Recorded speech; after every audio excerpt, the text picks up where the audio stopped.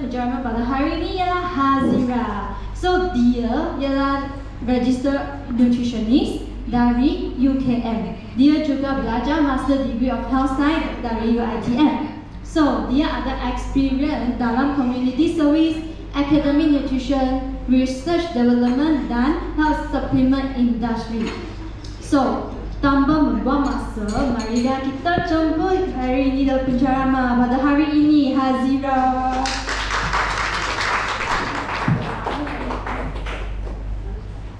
Okey, selamat petang semua. Sihat ke? Sihat. Okey. So, kita ada bercakap tentang sistem imun bulan lepas, betul tak? So kenapa kita cakap lagi bulan ni? Baik. Okey, so kenapa kita nak cakap lagi bulan ni? Sebabnya kali ni kita nak cakap dia lebih deeper, lebih mendalam dan lebih scientific sikit sampai saya pun kena study semula. Sebab saya takut salah cakap. Okey, so bulan lepas kalau siapa yang dah datang, kita tahu sistem imun kena seimbang, betul tak? Itu yang lebih penting. Dia tak boleh tinggi, tak boleh rendah sebab masing-masing ada kesan untuk diri sendiri. So kita tahu dia kena seimbang. Tapi kali ni kita nak tahu sumber dia, apa yang boleh membantu untuk dapatkan keseimbangan sistem imun tu. Tapi sebelum kita tahu sumber dia, kita kena tahu dulu sistem imun tu apa. Last month saya ada cakap, tapi macam a bit surface je lah. So hari ni kita pergi a bit detail. So sistem imun merupakan satu rangkaian kompleks yang merangkumi sel, tisu, molekul yang melindungi tubuh secara berterusan. Dia bukan satu benda sahaja. Dia ada sel, ada tisu, ada molekul yang 24/7 melindungi kita. So masa kita bekerja, kita punya sistem imun bekerja. Kita makan, sistem imun bekerja. Kita tidur, kita tengah berehat pun sistem imun bekerja. Bekerja untuk apa? Untuk protect. So last time juga kita ada cakap tentang sistem imun bukan melindungi saja, betul tak? Dia untuk pemulihan, untuk jaga, untuk kawal peradangan, untuk keseimbangan dalaman. So sekarang kita cakap tentang dia nak lindung badan kita daripada most of it patogen luar. Maksudnya ancaman dari luar. So dia patogen luar ni merupakan organisme yang menceroboh badan kita. So daripada luar kan, so dia lawan dan diceroboh badan kita. Contoh-contohnya apa? Yang pertama adalah virus. So dia serang sel dan membiak dalam badan. So selalunya kita tak tahu pun kita dah diserang. Sebab few days later barulah kita nampak simptom dia. Okay. And then seterusnya adalah bakteria yang boleh menyebabkan jangkitan. Seterusnya kita ada kulat. Orang jarang sebut tentang kulat ni. Sebabnya dia hanya menyerang permukaan kulit. Okay. Dan last sekali adalah parasit. Organisme yang serap nutrien perumah. Maksudnya dia masuk dalam badan kita, dia tinggal dalam badan kita, dia serap semua nutrien yang kita makan daripada makanan ataupun mana-mana produk kesihatan. So end up kita tak dapat nutrien tersebut. Contoh-contohnya, belum contoh lagi. Okay, so dan kena ingat juga ancaman bukan daripada luar saja. Kita ada ancaman dalaman, iaitu sel badan yang rosak ataupun tak berubah secara normal. Dia abnormal dan perlu disingkirkan oleh sistem imun. So kita ada dua jenis ancaman, luaran dan dalaman. Okey, disebabkan ada dua benda yang berbeza. Okey, ini contoh-contohnya. So kita ada yang pertama adalah virus. Macam biasa, sesama. And then kita ada COVID-19 dan juga demam denggi. Contohlah kita ambil COVID-19. Kita lambatkan tahu dulu. Masa kita ada simptom baru kita tahu yang dah 3-4 hari baru kita dapat tahu kita ada COVID. Betul tak? And then the latest virus is hantar. Betul. Tapi sekarang ni dah makin slow down kan. Dia tak macam COVID dulu. Okey, seterusnya bakteria yang menyebabkan keracunan makanan ataupun TB dekat paru-paru. So keracunan makanan selalunya datang daripada Salmonella. Betul. Seterusnya kita ada kurap, panau dan candidiasis. Inilah saya kata, kita jarang sebut kulat. Kita selalu kata kurap, panau. Tapi kita tak sebut pun dia datang daripada kulat. Sebabnya dia selalu serang permukaan kulit ataupun bahagian dalam mulut Macam tu. So, saya nak tanya, Abang Malay akan kata kalau kena kurap, dia dekat tangan kan, dia tak boleh bertemu semula. Pernah dengar tak? Kenapa? Kenapa? Orang kita mati, okey. So, pernah dengar itu lagi? Ada tak? Ada tak tahu kenapa? Tak ada. Okey, siapa percaya? Siapa yang percaya? Risau kena kurap terus mati ya. Okey, benda tu betul sebenarnya bahaya, tapi tak sampai ke tahap mati. Kenapa bahaya? Sebabnya dia punya keluasan jangkitan lebih luas. So, lagi susah untuk kita pulihkan. Lagi banyak duit, lagi banyak effort, lagi banyak masa kita kena spend untuk jangkitan tersebut. Itu je. Tak ada menyebabkan mati. Jangan risau. Okey, cumanya dia keluasan jangkitan itu makin luas. So, lambat untuk kita pulih. Okey. Seterusnya adalah cacing, gelang, pita dan malaria daripada parasit. Geli kan? Saya geli ulat-ulat ni. So, cacing ni semua selalu ada dalam makanan tak masak. Sebab apa kita tahu tadi kita kata parasit dia serap nutrien, betul tak? So, nutrien ada di mana? Ada di makanan, betul tak? So, cacing semua ni ada dalam makanan yang tak dimasak. Sebab dia perlukan nutrien. So, mereka yang suka makanan tak masak, sashimi ke, sushi ke, tolong hati-hati. Sebabnya makanan tu tak dimasak, dia punya cacing ni, parasit ni tak diredahkan dengan temperature yang panas untuk dia mati. Okey. Dan yang terakhir adalah sel abnormal seperti sel kanser. Okey, so semua ni berbeza kan? So, perbezaan pertahanan untuk ancaman luaran dan dalaman juga berbeza. Sebabnya sifat-sifatnya berbeza. So, ancaman luaran dia adalah penceroboh asing daripada luar yang serang kita punya badan. So, dia boleh langkau kita punya sempadan fizikal, iaitu kita punya kulit. First line of defense kita kulit kan? So, dia boleh lawan, dia boleh lalu juga kita punya kulit. So, sepatutnya kita punya sistem imun perlu sekat kemasukan. Tapi kalau tak boleh sekat, apa yang berlaku? Dia kena kepung dan musnahkan ancaman tersebut sebelum dia bertindak. Okey. Kalau ancaman dalaman pula, benda dah memang ada dalam badan. Okey, disebabkan oleh sel kita yang rosak ataupun mutasi. So, pada kita perlu imbas anomali DNA. Anomali itu maksudnya yang ganjil lah, yang pelik, yang tidak normal dalam badan kita. Macam CCTV, dia perlu imbas dan laksanakan pemusnahan sendiri.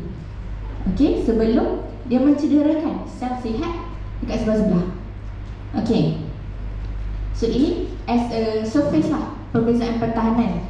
And then, kita kena tahu peranan utama dia. Macam tadi cakap, macam surface dia kan. So, kita ada 5 peranan utama. Okey, yang pertama adalah kenal pasti ancaman. Kena detect. Kena detect ada apa masalah dalam badan kita. Seterusnya, aktifkan reaction. Aktifkan tindak balas pertahanan. Yang ketiga, musnahkan benda yang kita dah nampak tadi, ancaman tadi. Yang keempat, hasilkan antibody yang spesifik. Kita kena ada yang spesifik untuk certain condition. Okey, dan the last one adalah membina memori imun jangka masa panjang untuk serangan yang berulang. Okey, so itu 5 peranan utama. Bukannya tak ada peranan lain, tapi ini yang utama. Okey, sebabnya proses ini bukan satu laluan yang lurus, tapi dia macam sistem dalam badan kita yang sentiasa up to date. Contohnya kita dah kena COVID, okey, lepas ni kita dah tahu nak buat apa. Kita dah kena chickenpox, lepas ni dah tahu nak buat apa. Okey, so kita go one by one, bit detail. Okey tak? Ada masalah tak? Okey, so the first one adalah kenal pasti ancaman. So, saya cakap tadi dalam badan kita macam CCTV kan, dia ada immune surveillance. So, kita punya badan ada sistem rondaan yang imbas setiap badan, setiap bahan dalam badan kita, nak bezakan ancaman dan bukan ancaman, nak bezakan self dan juga non-self. Okey, so dia kena tahu mana yang baik, mana yang buruk. And then seterusnya, aktifkan tindak balas. So, bila dah kenal pasti ancaman, kita kena ada signal kecemasan yang dihantar untuk kerahkan sel pertempuran. Maksudnya nak pergi lawan lah, nak pergi lawan dekat tapak jangkitan tersebut. So, yang ketiga, bila dah kena pasti, dah pergi kat tapak jangkitan, apa yang perlu buat? Dia perlu musnahkan ancaman tersebut. sama ada bunuh ataupun neutralkan dia dan elakkan daripada dijangkiti ke sel lain. Okey, yang keempat adalah hasilkan antibody, which is yang ini lebih spesifik. Dia perlu hasilkan antibody yang sepadan hanya dengan ancaman tersebut. And then the last one adalah membina memori imun. So kita tengok graf dekat sini, kelajuan dan kekuatan respons. So kalau tengok yang grey color, jangkitan pertama dia punya respon macam landai tu kan, macam lambat and rendah. Tapi bila kita ada memori imun, jangkitan kedua dia lebih laju responnya dan juga lebih tinggi. So that's why kita perlu ada memori imun.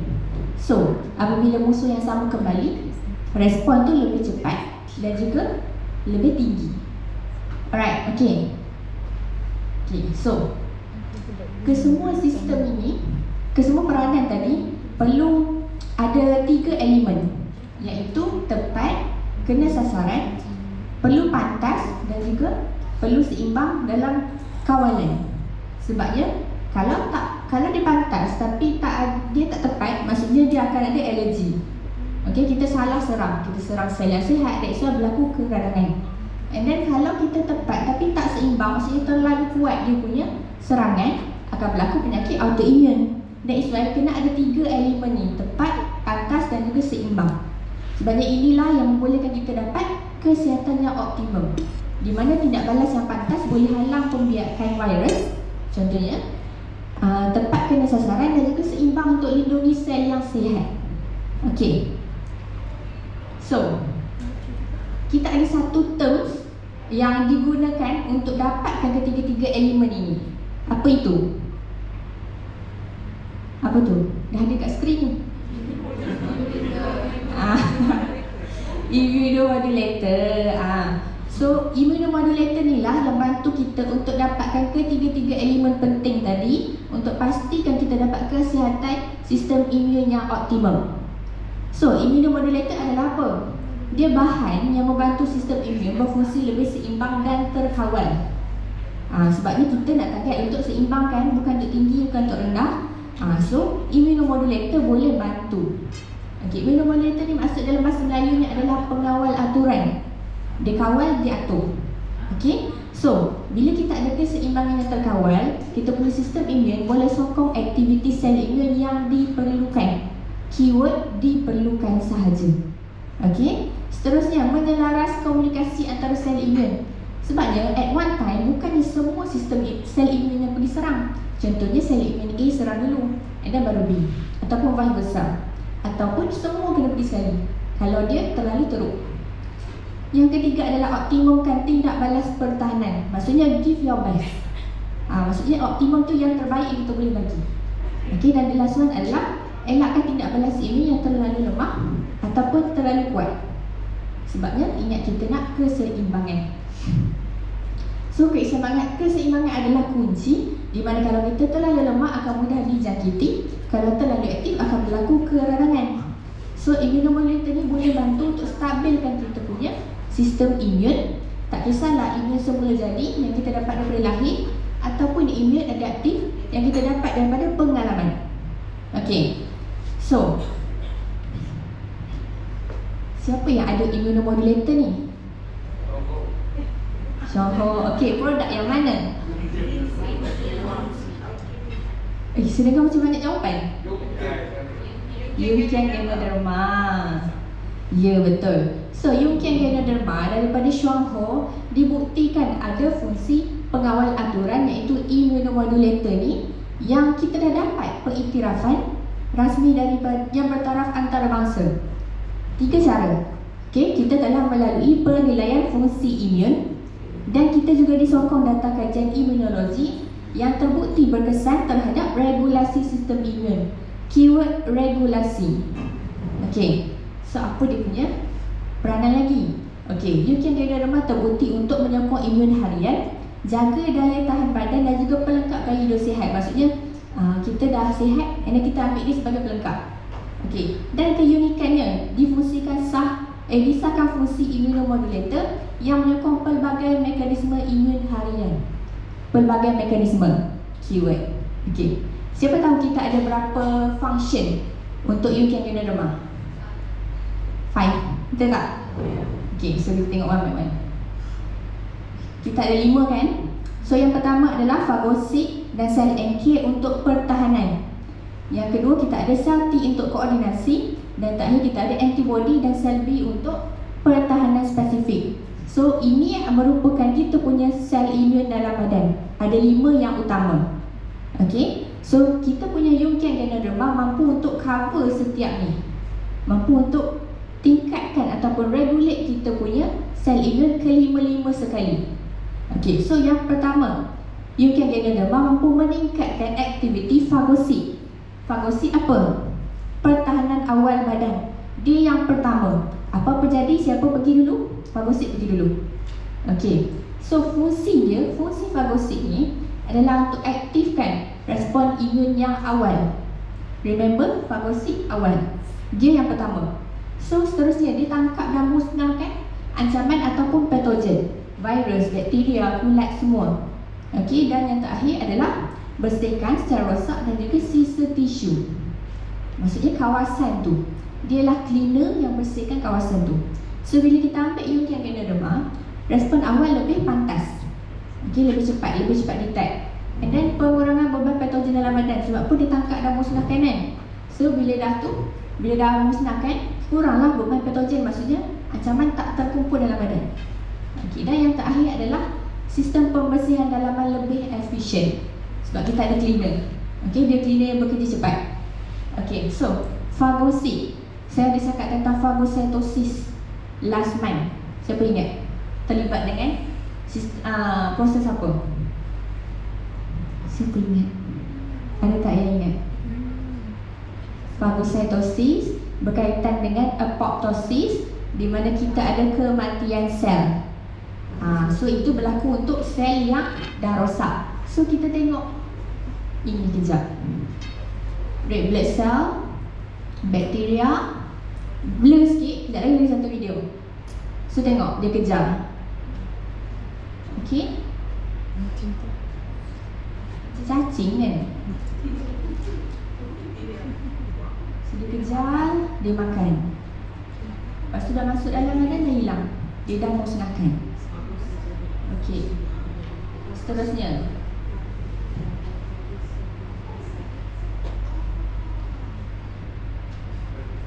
ini betul-betul under mikroskop mental sebab dia sangat blur. Saya tak boleh nak dapatkan yang lebih clear dah. Okay, dia dah makan. So itulah proses fagositosis yang berlaku. Okay, so itu peranan yang pertama. Cara yang pertama, Jungian Ganoderma boleh bantu kita punya sistem imun. Yang kedua, Jungian Ganoderma mampu untuk tingkatkan aktiviti sel NK. Sel NK ni apa? Natural killer cell, pembunuh semula jadi. So dia merupakan pertahanan semula jadi, respons awal. Sebab apa? Dia tak perlukan pengaktifan kompleks. Maksudnya tak perlu sesiapa pun suruh dia, okey pergi serang sini, tak payah. Dia tahu untuk pergi sendiri. Dia pandai. Okey. Dia buat apa? Mengesan dan membunuh sel yang dijangkiti virus dan hapuskan sel abnormal. Okey. Kalau kita ambil Jungian Ganoderma, tindak balas kita lebih cepat terhadap ancaman dan boleh tingkatkan immune surveillance. Surveillance ni apa? CCTV lah. Dia boleh detect dalam badan kita dan juga kuatkan pertahanan awal tubuh. Okey. So apa bezanya dengan fagosit tadi? Macam sama je, dua-dua bunuh. Siapa perasan? Okey, boleh. Lagi? Tembak. Okey, lagi? Tak ada. Okey, yang fagosit? Betul. Itu yang utamanya. Fagosit serang ancaman iaitu virus, bakteria, kulat. Tapi NK cell cover dia punya sel. Maksudnya sel mana yang rosak, sel yang dijangkiti, siapa yang buat kerja? NK cell. Okey, kalau ancaman virus, bakteria, fagosit. Okey, faham? Okey. So yang ketiga adalah sel T. Sel T ni kita panggil sebagai commander, command center, control center. Maksudnya dia lah otak untuk sel imun. So setengah sel imun lah. Yang fagosit dengan NK tadi tak termasuk sebab dia tak perlukan ketua. Okey, dia boleh pergi sendiri. So setengah sel imun perlukan dia orang punya ketua, which is sel T. So dia pusat koordinasi sistem imun imun yang kawal keseluruhan tindak balas imun. Okay, tapi kena ingat, masa saya cakap tadi, immune cell ataupun sistem imun bukanlah satu kerja saja, dia multitask. So, ada sesetengah sel T yang dipanggil sebagai killer cell T membunuh sel yang dijangkiti. Dia bukan control center saja, dia ada banyak kerja. So, disebabkan dia punya main function adalah control center, kita pergi tengok dia ada kawalan dia. So, yang pertama, dia control sel B dan sel imun lain. Maksudnya, dia aktifkan kita punya sel B. Sel B dia nak buat apa? Sekejap kita tengok. So, seterusnya, dia membina imun, memori imun dan juga menjaga keseimbangan untuk elakkan tindak balas yang melampau. So, dengan pengambilan Jungian Ganoderma, kita punya tindak balas lebih teratur, lebih tepat, lebih kontrol. Okay, so dia tak ada yang suka-suka hati pergi tempat lain. Okay, seterusnya adalah komunikasi imun lebih efisien sebabnya mereka perlu communicate. And then the last one adalah elakkan ketidakseimbangan imun. So, mana yang perlu tinggi, sel T akan suruh tingkatkan. Mana yang perlu rendah, sel T akan suruh turunkan. Okay, so kita dah cakap tentang sel B kan, membawa kepada sel B adalah sel yang meningkatkan penghasilan antibody. Antibody tu apa?